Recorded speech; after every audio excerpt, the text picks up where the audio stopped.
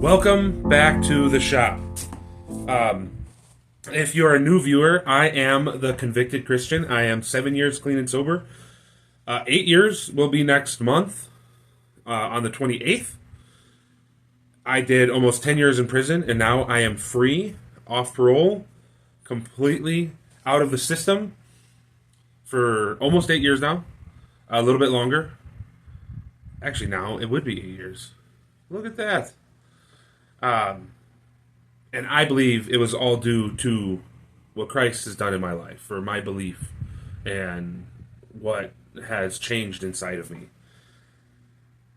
I'm getting back into it. It's been about a month since I've done one of these videos. Sorry about my list. I do have one. If you're a returning viewer, thank you so much for continuing to consume the content that I create, to watch the videos I make. And if anywhere along the line you find, this is for new and returning viewers, if you find anything that is helpful to you, or you might find helpful to someone else, either comment or send it to the other person's way so that maybe they can get some help with addiction, with alcoholism, with getting out of prison, or making choices that could send them to prison. That's what this channel is about, and this is what I would hope to grow into, is helping everyone. Helping anyone and everyone that needs help in whatever way they're struggling. I don't know everything. I'm not a licensed practitioner. I'm not a therapist. I'm not a counselor. I'm just a guy that has had experiences and has been through some stuff. By my own choices, absolutely, but I've been through some stuff. So I'll explain a little bit about the channel. Like I said, it's been a month. If you're a returning viewer, skip ahead a couple minutes. This is probably going to be a little bit longer video, but I'm gonna break down over the last 2 years. My life went through some changes. Some things happened with some family members, and I created what I ended up calling my 5 steps of staying out of prison, which also kept me clean and sober. And the 5 steps are accountability, responsibility, perseverance, healing, and God/faith in something. I'm a Christian. I believe in the Judeo-Christian God. And that's what helped me through. But I don't want to make other people believe or persuade them in thinking that, oh, I don't believe in the Judeo-Christian God. I don't believe in Yahweh or Yeshua or Jesus or whatever you want to call him, so I can't be a part of this. Absolutely not. If you don't believe in it, that's fine. Let's say you don't want to have a faith at all. Then do the first 4 steps. Because those 4 steps are definitely crucial. For me, my 5th step is also crucial. But that's me.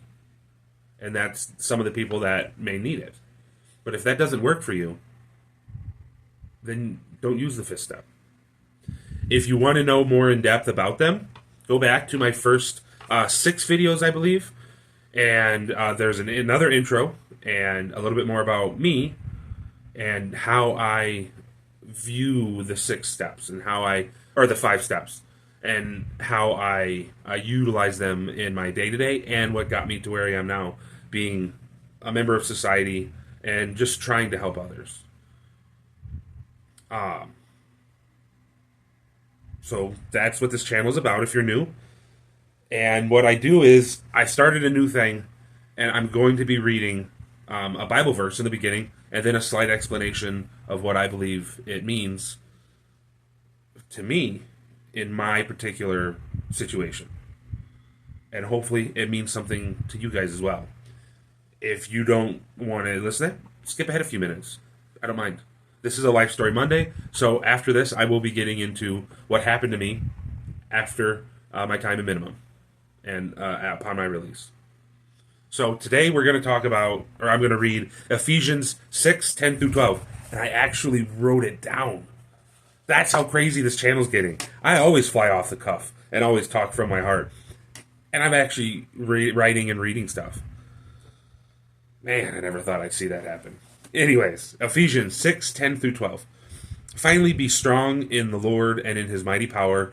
Put on the full armor of God so you can take your stand against the devil's schemes. For our struggle is not against flesh and blood, but against the rulers, against the authorities, against the powers of this dark world, and against the spiritual forces of evil in the heavenly realm. So, Andrew, convicted Christian, whatever you want to call me by, how can you make this not religious and pertain to the Christian as well as the non-Christian? I'm glad you asked. Very simple. As a Christian, I put on the full armor of God. Now, if you want to know what that is, comment, and maybe I will go further down on this verse, or on these verses, and I will read that out. Or you can look it up yourself. Look up Ephesians 6:13 through 18. It explains all of it. But for me, putting on the full armor of God, I actually believe in putting on the full armor of God and using that to help me with my battle. Because if I do it on my own, I'm going to be just a unarmored person, and unarmored is not preferred over armored. You think about a tank. If it was just a motor, some controls, and some guys sitting in a cage, it'd be pretty easy to take it out. And when I have it on the armor, it's a lot harder for the devil or the world or whatever to take me out. If you're a non-believer, you still have to put on armor. Especially in this day and age of constant media, social media, internet, constant ideas and rhetoric and talking points and debates and arguments and persuasions and manipulations. They are a constant battle for our attention, for our following, for us to become part of their movement. It's constant. So you need something. And so use the steps as armor. Hold yourself accountable. Be responsible for your actions. Persevere. And when you are hurt, heal.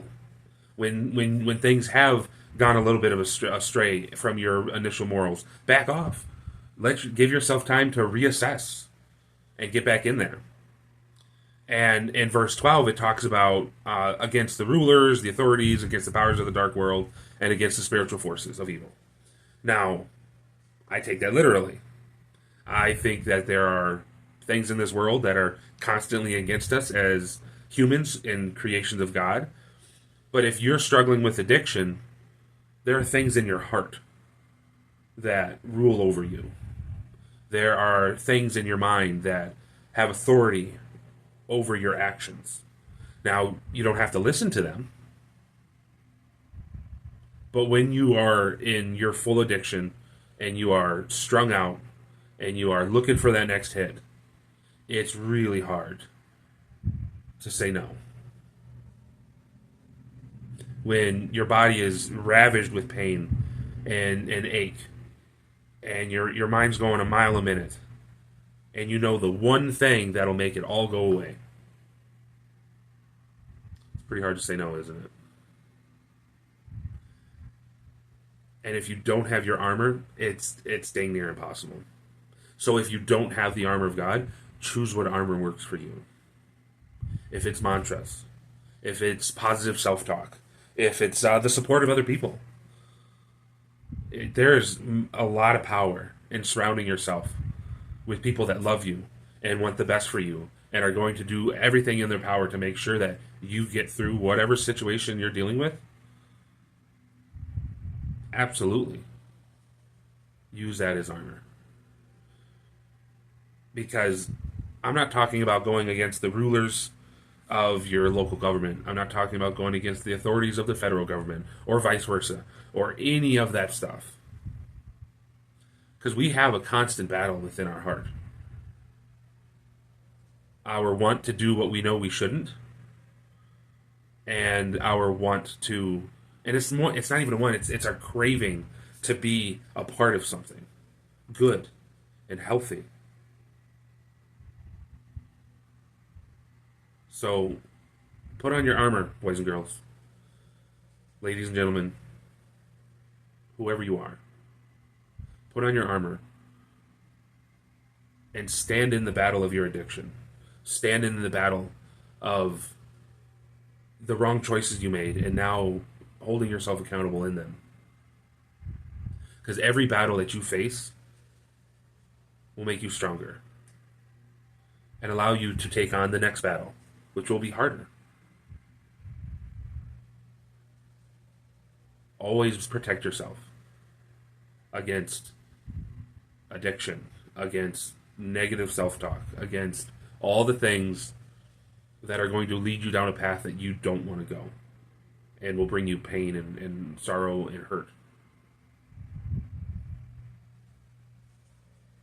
And maybe with time, with effort, and compassion and love for others, you can start to stand for others.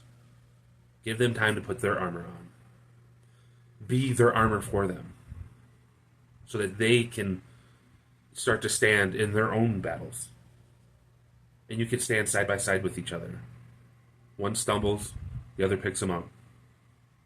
One slides back, the other one pulls him ahead. We can do this. It's not a matter of if we can. Together we can. But we got to make sure that we're armored before we even think about stepping out with someone else. Because then we can protect each other's back. So, last Life Story Monday I talked about my time at minimum. Well, so let's get started on my time outside of minimum. So before I was released, I had a extremely long conversation with my mom and my dad because I didn't have anywhere to go. And I definitely did not want to go back to a halfway house. Just because those type of people that are typically in halfway houses, not everyone. Let me preface, not everyone in a halfway house is a bad influence, but a decent amount of them. Enough of them to make it difficult to justify going back when I had another option.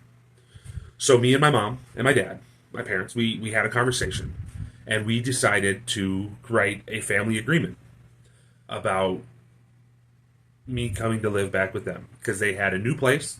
It was going to be within the county that I was going to be having my parole/extended supervision. And it would have been the best choice for me in that situation. Getting out, a little bit of money. Decent amount of money. It was over $8,000. That's more than a lot of people have just sitting around right now. So it was a decent amount of money. And this was 2010? No, 2016. So before the pandemic, before anything major went down, and our economy was still doing halfway decent. $8,000, decent amount of money. We agreed on the rules. We agreed on what would happen. And so I got released. And I know people have said it in the past, and they'll probably say it again, but this time was different. This time was different. Something was changed. Something definitely was not the same. There was a hope there. There was a sense of purpose. Because this is about the time when I started having the passion and I felt the calling to go back into prisons, even though I was just leaving one, so that I could work with and help other prisoners stay out of prison. Strange dynamic. I never thought that I would feel that way, and I didn't act on it, and I just kept telling myself that I was crazy. But this is, I believe, when I really started feeling like I was being called into a type of ministry, a type of witnessing for him. And to this day, still ain't got no traction. So maybe hopefully someday these videos will help with that.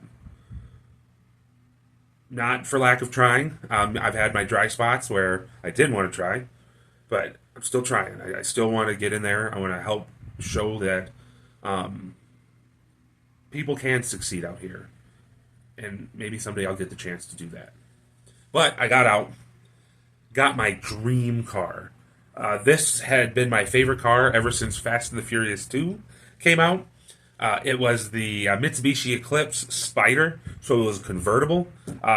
It had the 4-cylinder in it, but hey, it was my dream car. For the longest time, I absolutely loved this car. And I put on, you want to talk about putting some miles on. I put some miles on it. And ended up still working for the quarry that I was working at. I worked with them for 4 or 5, maybe 6 months after my release. The drive just got to be too much because when I was at the minimum camp, minimum prison, I had nothing better to do except go back to my cell, turn on my TV, and be asleep in 10 minutes after my shower. Well, at home there was all sorts of stuff to keep me awake, and so I started getting less and less sleep. And because of that, I started falling asleep at the wheel on the way home from work. Because even though I worked in the saw shop, and we had cranes and forklifts and all sorts of equipment to help us move stuff, there was still a lot of physical activity going on. A lot of high weight movement of stone, and you never really got off your feet, so you never really got to sit and rest except for your 30-minute break. And that made it definitely, for a long day, typically 10-hour shift, especially in the saw shop. You never really got out exactly at the end of your shift, just because you wanted to double check saws that were going to be running potentially, over the weekend. And what finally did it for me is I remember there's this little S curve right after you leave work, and it's not back-to-back S curves or curves. It's a curve and probably a tenth of a mile and then a curve. And I left work, drove about half a mile, and woke up in the field. Luckily, in this area, no ditch, flat across right into the field. The field doesn't rise up or nothing, because if you don't know, Mitsubishi Eclipse is pretty close to the ground. Luckily, it didn't tear up my car too terribly bad. I had to replace a couple of screws in the body and put the body back on, or the front bumper back on of the body.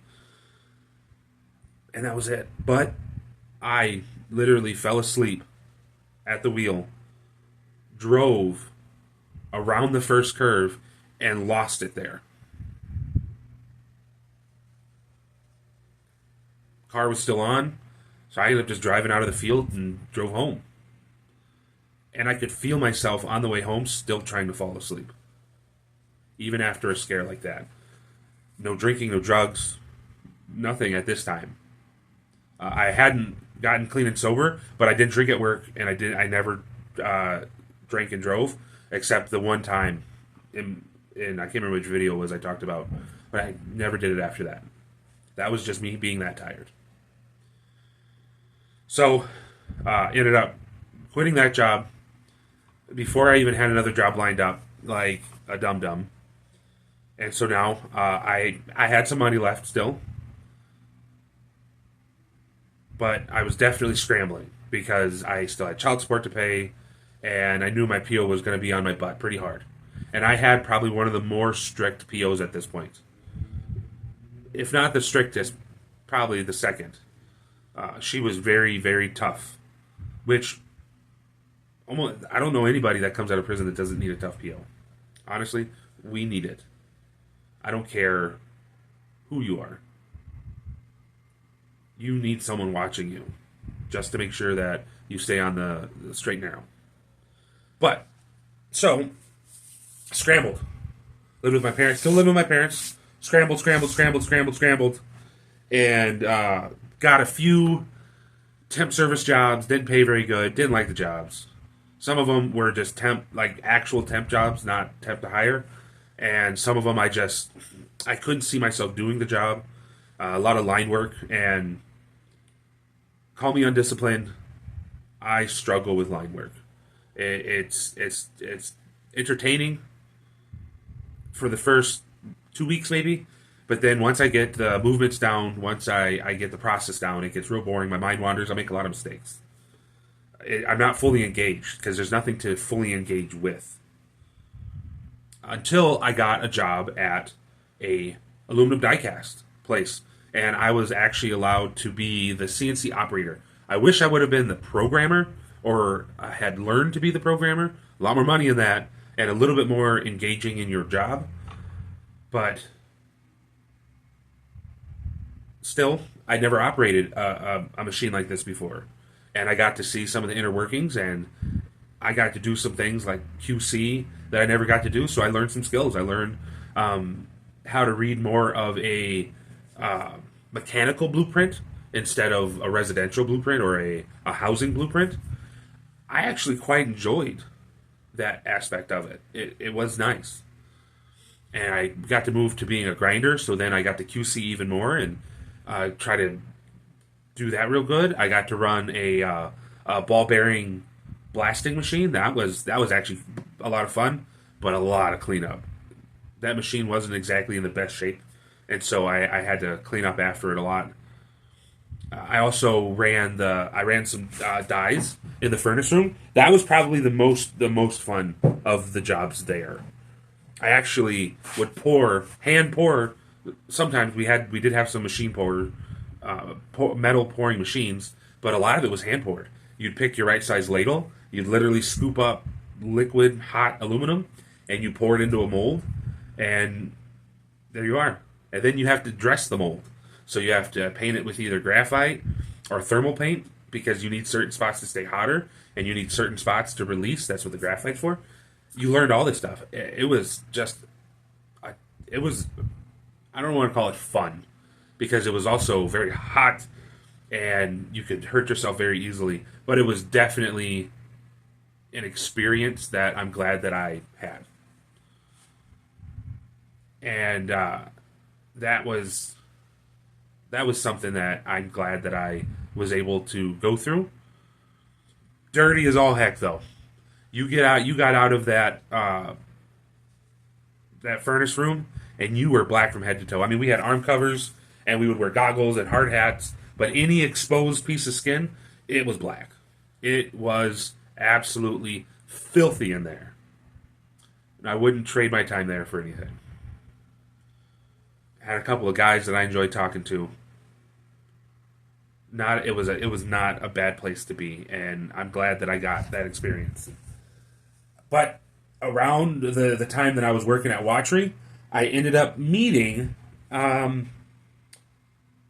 who would end up being my girlfriend. Worst mistake I ever made. Not because she was a bad person, not because inherently it was going to fail. I wasn't ready. I definitely wasn't ready. And I still had a mentality of I want to have fun, but not too much fun. And to me, that meant still drinking alcohol. And so we would drink a lot. A lot. I don't remember a time of... And she lived far away. She lived about an hour and a half, almost 2 hours away from where I was. And so it was not a good relationship at all whatsoever. And that definitely led to some poor choices. I would skip work sometimes. I would not follow some of the rules of the house that I signed an agreement to do. And it was a tumultuous relationship because I was still a very jealous man. Anytime that I thought that she was looking at another guy or talking to another guy, even if it was innocent, I would blow my top. Because as much as I had been working on myself as a whole, I had really focused on my addictive behaviors. I had really focused on my running away from my problems, and I hadn't really taken into account how I was going to react, what I would do if someone that I was in a relationship with would act in certain ways. I never really thought about that because I never noticed that it was because it was stemming all back to the feelings of abandonment I had.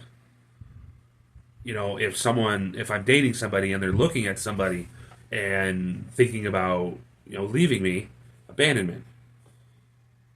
I had learned how to deal with that regarding friends, people that I wasn't going to date, people that I wasn't going to be in a relationship with, but I never thought about how it was going to be when I was in a relationship.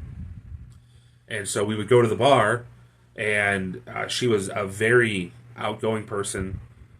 She didn't mind talking to people at the bar, and maybe a guy buy her a drink. Oh man, that would send me through the wall. That would definitely mess with my head. Because she would accept the drink. And instead of putting my foot down and being honest and telling her, hey, I don't like that. If we want to continue this relationship, then that needs to stop. That's what I should have said. That's what should have transpired. But no, I was a passive coward. And I would just let it build, and I would say flippant things that there was no point in taking seriously.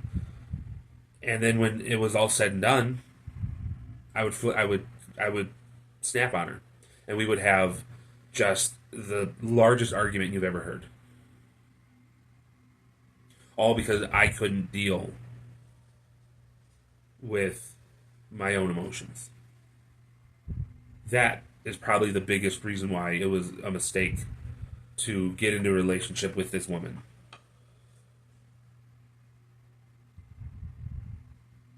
And I could have been working on myself the entire time. You know, I could have told her, hey, I still need some work to do on myself. You're not a bad person. I hope you're the best. But at this point in time, this relationship isn't right for me. But that would have taken courage. That would have taken compassion for her. And it would have taken some guts to notice my shortcomings in that situation, which I couldn't see or chose not to see.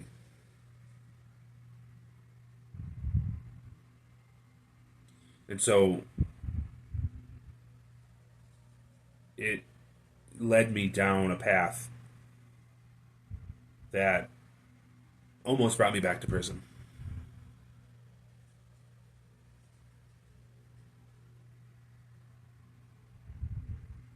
So that's where we're going to leave it. Leave you on a little cliffhanger. I am so happy that you guys chose this video to watch right now. It does mean a lot to me. I did my ultimate bench build, and I gained some followers from that. If this isn't your type of content, thanks for at least watching my bench build and some of my other hobby stuff. I enjoy doing that stuff as well, and I'm glad that you found some enjoyment from that. And if you say, hey man, all this Christian stuff, it's just not for me, I gotta go, blessings. Peace, joy, and blessings. Not everybody is for everybody. And I just hope that everything goes good for you. Those of you that do like this content and are sticking around, thank you as well. I got a comment on my update video that talked about the reason why, or they're going to remember me when they feel like giving up. And remember that video. That's probably one of the most positive comments I've ever gotten that wasn't from a family member. Which I love my family member comments too. Keep them coming. Keep them coming. But thank you. I really do appreciate this community, if we can call it that. Community of 62 people currently. And I appreciate you guys. Because the point of these videos is to help as many people as possible And if it helps one, it's enough. It really is. And I'm glad I didn't quit doing videos. I'm actually really happy with this one. I'm glad that I'm back on the horse. I'm glad I'm back at doing videos. And coming Friday, I started a new activity that I really enjoyed, and I got some video of that. So stick around, and you'll get to see some new stuff from me. Thanks, guys, for watching. I absolutely hope that you are doing the best you can the start of this week, and I hope that the rest of your week is blessed. Thank you for watching this video, and I will see you on Wednesday.